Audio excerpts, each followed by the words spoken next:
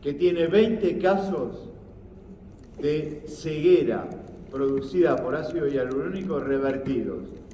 El doctor Ha nos va a contar especialmente cuál es su técnica y cómo lo hace para que ustedes al menos puedan mandar en un vuelo urgente a Vietnam, al hospital donde él trabaja, si alguna vez le pasa eso. Ustedes Dr. díganse, Ha, pero esto ya sucedió, porque ahora nos va a contar el your doctor lo que scenery le ha pasado. is all yours.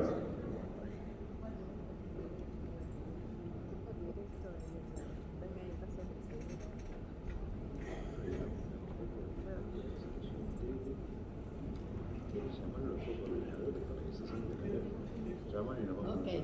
Dr. Ha, we all call him Dr. Ha because we don't know how to pronounce your surname. So please, terribly sorry. So it's a great pleasure to have you here. Thank you. Good morning, ladies and gentlemen. Yeah. The co-coordinators, Dr. Tegu, I don't know if he's in the room, and Dr. Olaf. Okay, we will coordinate. Please, Doctor, go on. Okay. So, bom dia. I'm very happy today and to share our experience. I would like to thank you, Dr. Escobar, and all the committee has given me a chance to present our experience to treat and save the vision for the patient who is blind after filler injection.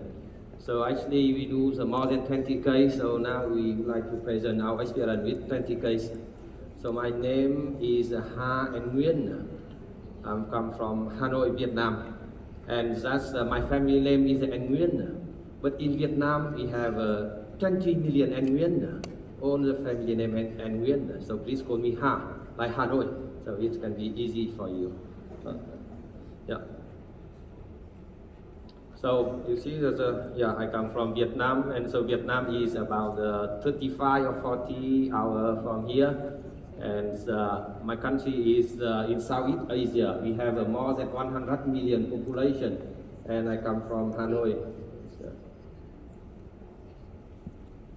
And so with more we use the hyaluronic acid filler, and more we have the complication. And the most severe complication is blindness.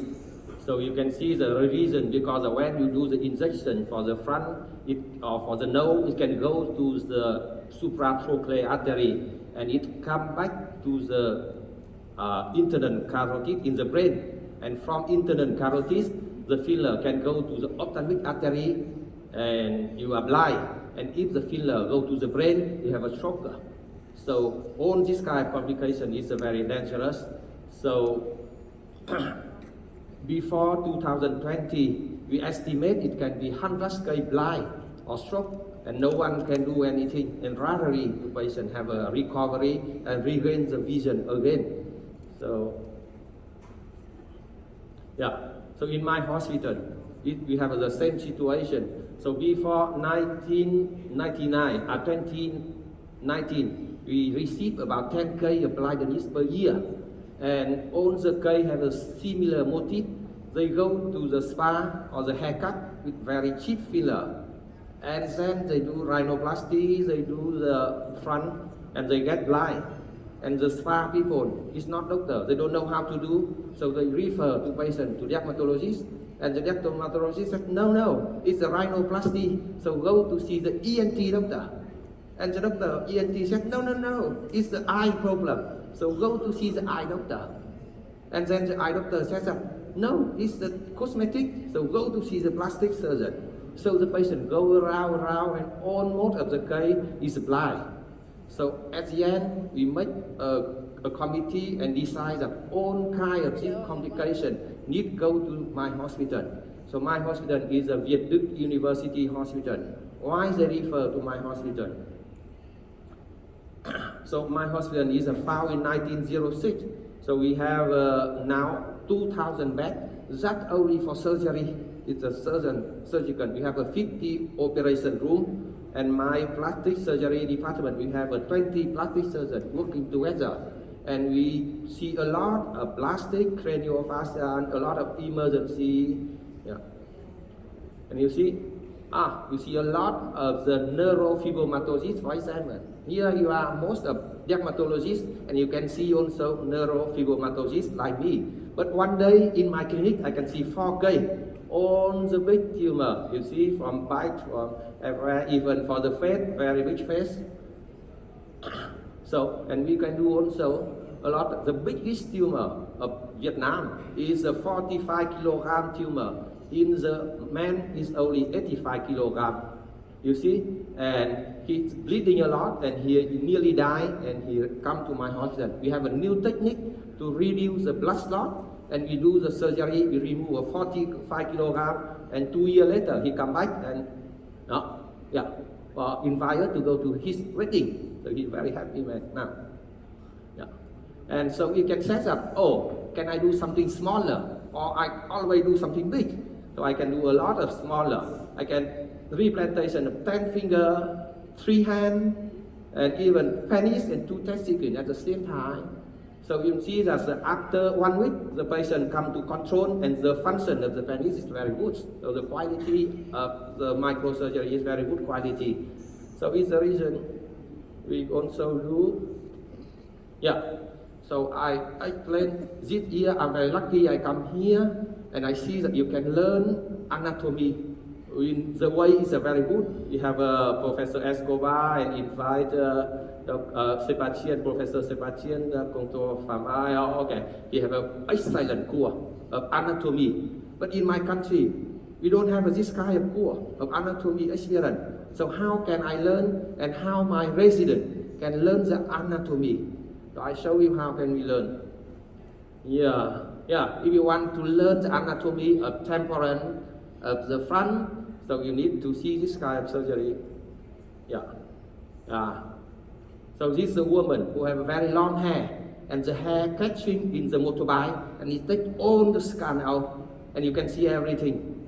You see the temporalis artery, you see the supratrochlear, and everything. You see, it's a temporalis artery. It's a vein, and if you not see clear, you need to turn, and you can see better. It's a supratrochlear artery. You can see anatomy. And then after learning, you need to fix it and to put it again, because you cannot open like that to respect for the patient. So come back. I need to put, and to close. And you see, but this way you need to use the microsurgery, because you need to suture very, very small artery. It's only 0.5 or 1 millimeter, and in this 1 millimeter of artery, you need to suture 5 or 6 points of your suture. And you can see, if you can suture the temporalis artery and the frontal artery or supratrochlear artery, after 4 years, the girl come back to see you, and the hair regain very long. The hair continue to belong to her leg. This means that this girl don't learn any experience after her accident, but she happy. So also you see that we need to have a lot of lip and nose, and you can see anatomy of the artery of the lip of the nose. We have a nose dissection, but you also see this. And also for the ear, the people think that the ear have no artery and you cannot replenish, but the artery of the ear is only 0.3 millimeter, but you can suture. And if you can suture it, you have the new ear, both beautiful. No one can. We have only 3K in the world can do this, and we do it 2K in Vietnam already. And then in this case, you cannot do anything, because on the scan and on the ear is eating by 2 bulldogs. So 2 bulldogs is the very expensive dog and come import to Vietnam, but it's very dangerous. And in this case, we have nothing for replantation. So I need to do the reconstruction of the ear. And how can we do? We do the reconstruction by the only single step, only one step for microtia. The kid to have a no ear, and do it. We do endoscopic technique with the metal. Before, if you do, it's the rib. you need to do at least 2 or 3 surgery to finish, and you need to wait until 20 years older. But now we do with a method, so I can do very early, as an age of 4 or 5 years, and I take the TPF, a temporal fascia flap, to cover the method, and after the surgery, I have the new year. Yeah. And you see, and during the surgery, you can learn a lot of anatomy. You see all this anatomy under the endoscopic, you can magnify everything structure on the big ecran, and you can see. Yeah, you see, this is a flap. You have the anatomy of the artery, of superficial artery, temporalis artery, and also you can see here. Yeah, this is a temporal artery.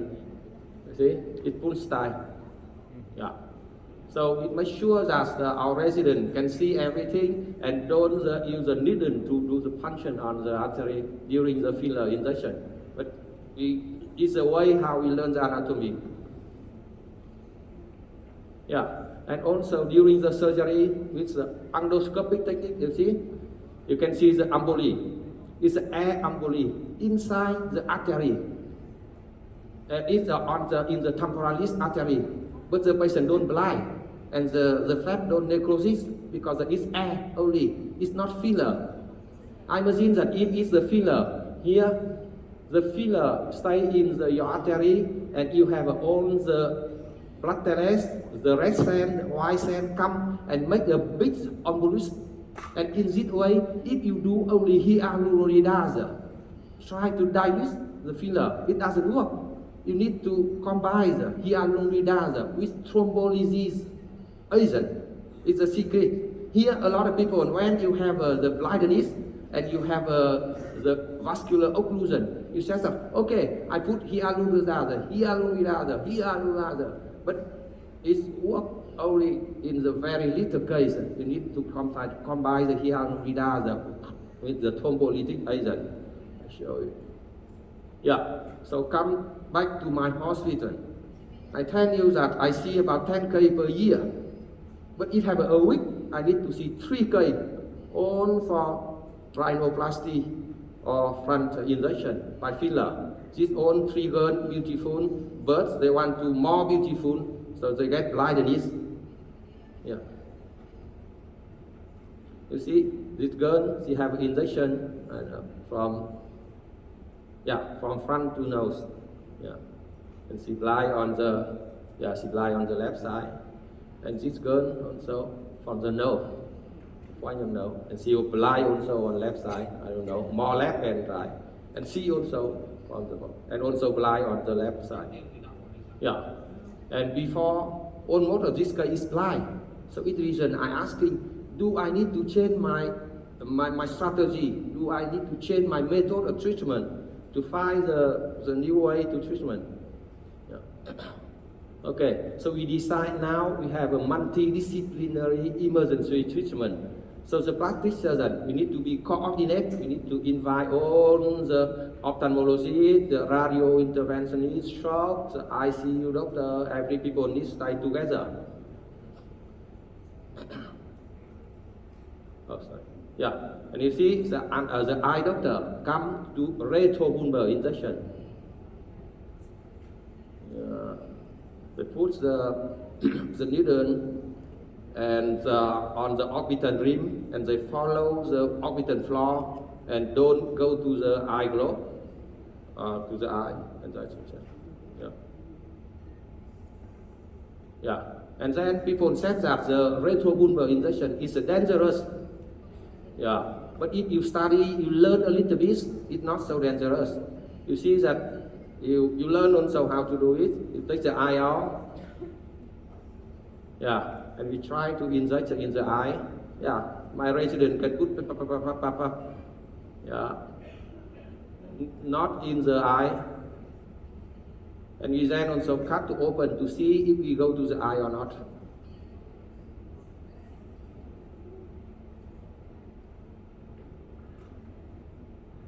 Yeah. So you see the needle not in the eye. So people say that, okay, we can try retrobulbar. It's safe, it's not so dangerous if you learn how to do it. But in fact that in the literature, a lot of people also do retropulvar injection, try to save the vision, but it doesn't work. Almost of the case the patient blind is still blind. So why? Why is it still blind? Yeah, because we find that the central retinal artery stay in the ophthalmic artery, and the ophthalmic artery stay from the brain, and it have a dura mater who protect, and you do the hyaluronidase, the retrobulbar, the hyaluronidase cannot infiltrate to the ophthalmic artery, so it doesn't work. Here we do the micro dissection on the ophthalmic artery, and you see is here is the optic nerve, and you see that the central retinal artery stay in the optic nerve. It's only 0.2 or 0.3 millimeter. It's a very, very small artery. And here is the central retinal artery, and it protects by the thick dura mater. So if you do the hyaluronidase, the retrobulbar here, it cannot infiltrate in the artery, and your patient is still blind. So try to find the new approach and new technique to save the vision. Yeah. So we are working with the radio interventionist, and we try to do the angiography. And in the angiography, we try to see where is occlusion.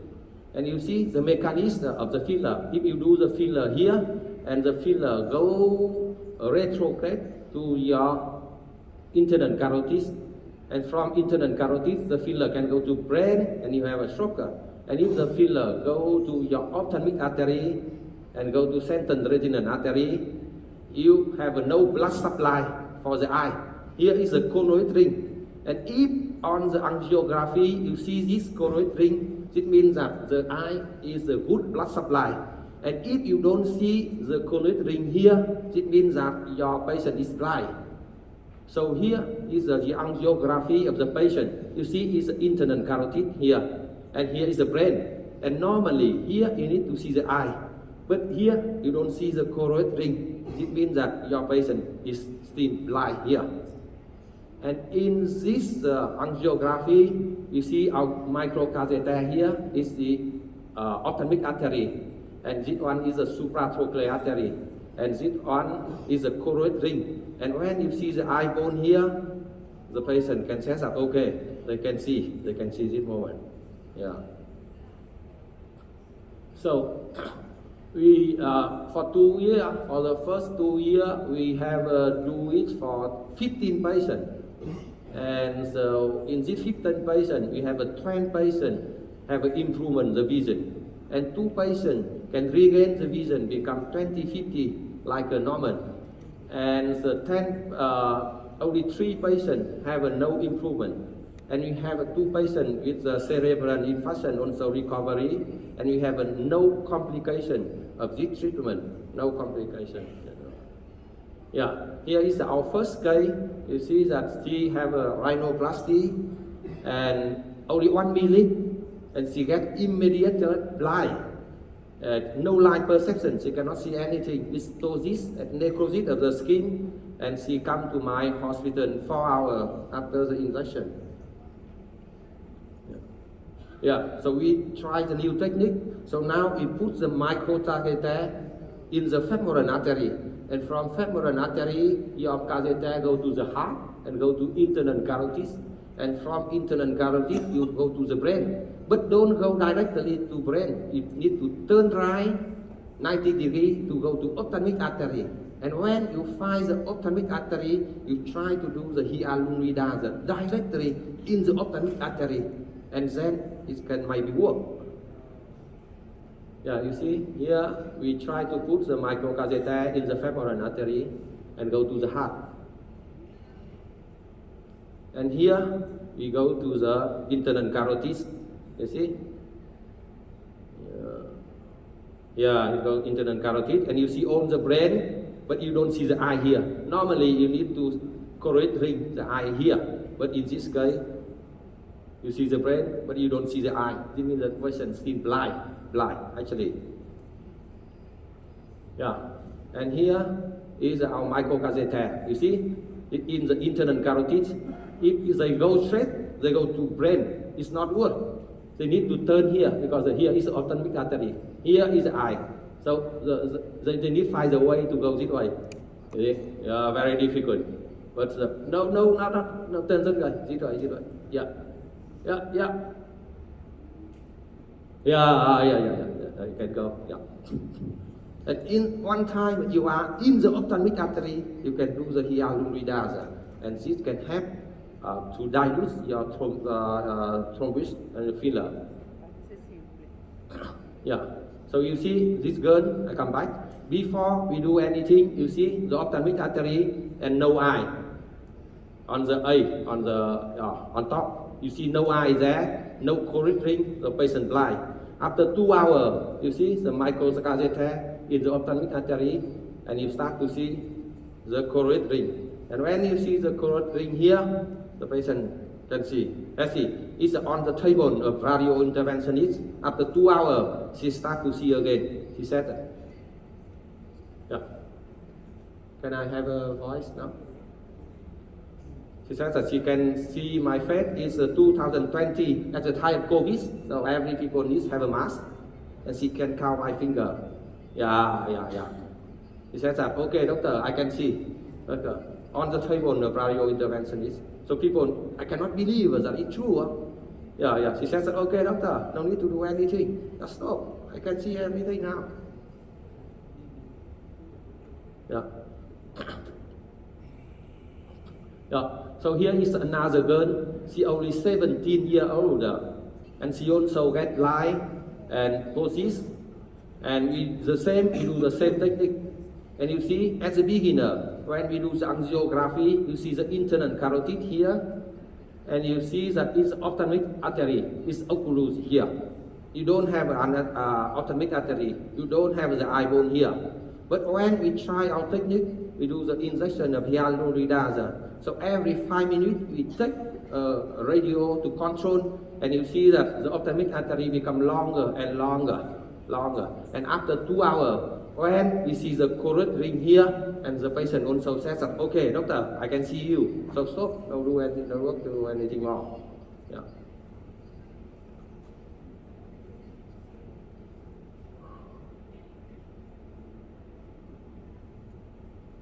Okay, so discussion. So until 2020, a lot of people don't believe that we can save the vision because almost of the case is blind. And even Chen and Kim also they know that no do the intra-arterial injection because the intra-arterial injection in the brain, you can make bleeding and the patient can die. It's very dangerous. But in fact that we have a trial at least for now more than 20K, and we don't have any emergency of this kind of the intervention. Yeah, it's the reason you know that what's the timing. The patient can come 1 hour, 2 hours, and in my department, the patient can come after 39 hours, even 6 days. We still do this technique. Why? I show you why. New method to manage filler-induced blindness complication. It is 2K, all suffer from ophthalmic artery occlusion following filler injection. This woman was admitted too late and you could not apply the method. Which led to rupture eye 20 days later. This man was admitted earlier, was treated with new method, and then regained his vision and eye movement. So it's a little bit sad story for this girl because she comes from another country and not in my country, but they refer. She have a blind. And the doctor there says, okay, that's waiting and to see. If your filler is a good quality, you can see again. But she go around for at least 4 or 5 different hospitals and no one can do anything. So she takes a flight, she come to see me in Hanoi. And the people also says that, oh, it's the 4 days, so it's too late. You cannot do anything. So we don't do anything. But when she come back home after 20 days, you see that this eye on the left side becomes smaller, it's broken, then the other eye. And then they need to remove the eye, to put the prosthesis, and so it's very ugly. very young and beautiful girl without the eye, it's not okay. So I think that it's even, you cannot save the vision, but you do this technique and you can save the nutrition for the muscle and for the fat. And in this case, you can see, you can reserve the eye, and even the patient can see, but you have a two eye and you look more beautiful than one eye. I think. So now I try to do all this technique, even the patient come late. And this is one patient, is 51 years old, and she have the also brain infection. Yeah. So this means that she have a blind and the paralysis. She blind on the left eye, so paralysis on the right side. It's like that. And I imagine that 50 years old and you are like that for all your life. It's terrible. So we continue try to do this technique, you see. And after 1 month, yeah, she start to use his hand. And now she can walk, she can do everything, it's okay. Yeah. Yeah, but good. Yeah. So it's another girl. This girl comes from also another country, not my country, and she have an injection. And the doctor said, "Oh, you are blind." So she go to emergency, and they said that okay, it's an emergency eye. Ophthalmology emergency. So come back another day to see because they don't have a specialist in the emergency. So she come back another day, and the doctor says that okay, they cannot do anything. So she wait 5 days, and then she look on the internet, and she take the ticket to fly and to come to see us. And she said okay, it's too late. I try to save only her eye. I don't want to remove her eye to put prosthesis. So I try the technique. But fortunately, I don't know why, but after 1 week, she can see again. You see? She come 6 days after blindness, but after 1 week, she can see again. She can see her father. Yeah, his father, her father. Yeah, so she can see. So now I think that even the patient come less, and you can reserve her eye, the muscle, treat the ptosis, and also you can try this technique because we don't know why the patient can regain the vision. If you don't do anything, you lose everything. Yeah. So I'm also have come to present is our team. Yeah, you see, we have working with the radio interventionist, with the doctor in my hospital. So conclusion, the filler injection is blind is a severe complication, but try the multidisciplinary emergency with the intra-arterial combined with hyaluronidase direct to the ophthalmic artery or central retinal artery. And if have no contraindication, you always try our best, even the patient come late.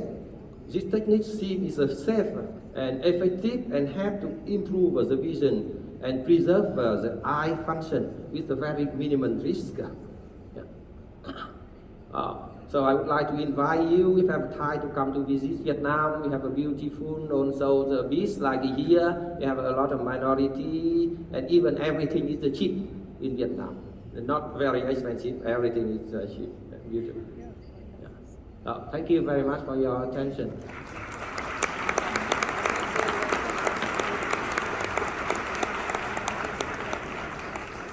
Please, Professor, stay there. Me gustaría invitarte, Frank, ven y subir al escenario, porque debes tener, igual que yo, montones de preguntas al respecto de cómo manejarlo, de esta maravilla que acaba de mostrar, cómo es la aplicabilidad, ¿no? O sea, lo venimos viendo al profesor, we have been watching your work in the last Incas.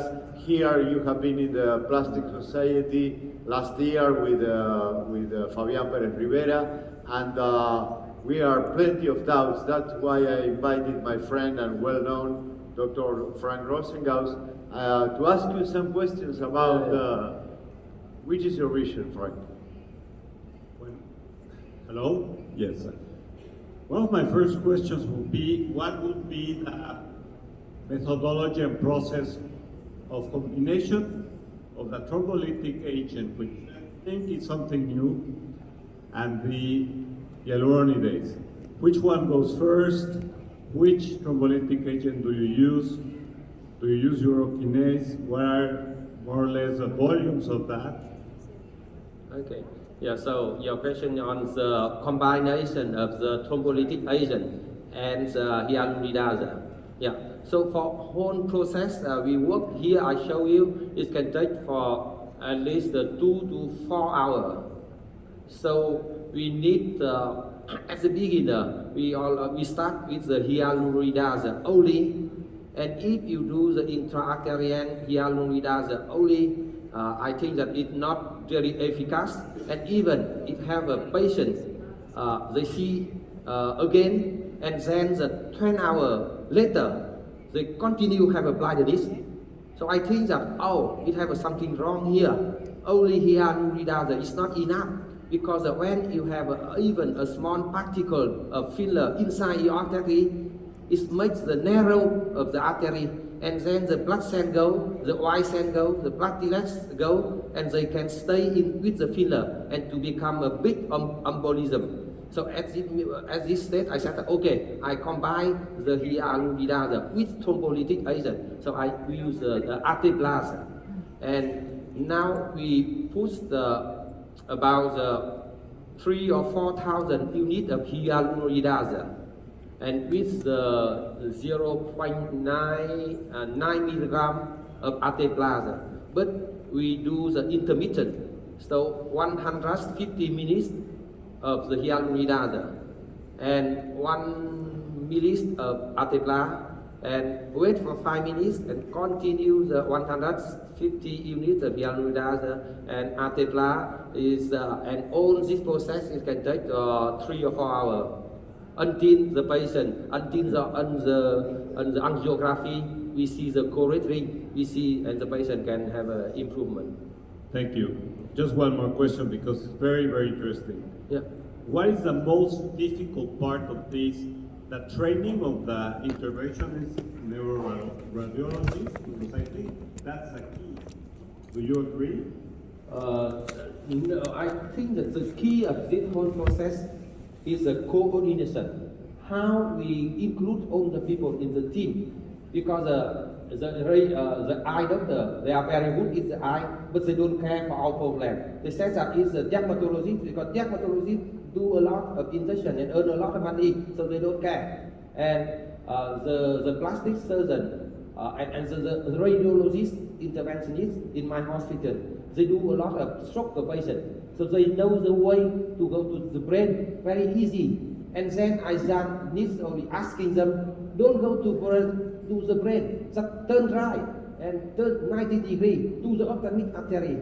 So as a beginner, it's a little bit difficult, because with the blood flow go to the brain easier, and I will turn. And then I said that, okay, come back home and play the Nintendo, play the game on the computer, and then can turn. It's easy, and now they can do it with me. Professor, what I see is that blindness is something that is not so usual, but happens.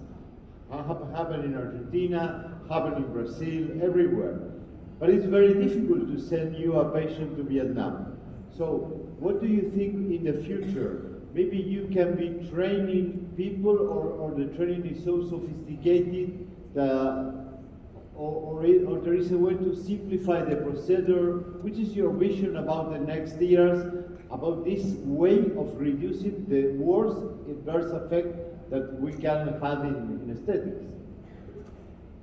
Yeah, I think that until now we also try to always to find the solution for this problem. And I think that in my hospital, and all I have, for example, 80 residents, and all is training to do this. And even also on the radio interventionist, they have also big team. They have a 8 radio interventionist who can do this technique. So they are always 24 hours on emergency. So even when we have the patient, we can do it immediately and no problem. And I think that we really want to share our experience. Whatever you want, I do something. I want to share. I'm ready to do that. You are boss. Yeah. Perfect. Okay, Professor, thank you. Un gran aplauso. Okay, gracias. Gracias, Frank, por tu colaboración. Y vamos a continuar con el programa. Thank you. Really thank you. El profesor va a estar también durante el día de mañana dando conferencias. Y vamos a cambiar de tema ahora. Uno tiene el gusto de invitar a un amigo, al doctor John Gaviria, que es un experto, que nos va a hablar de otro foco, porque nos va a hablar de longevidad, algo que estamos hablando cada vez más. Y nada, es un gusto tenerte aquí, sé que está con las valijas, que está volviendo. Realmente un placer. John, el escenario es todo tuyo.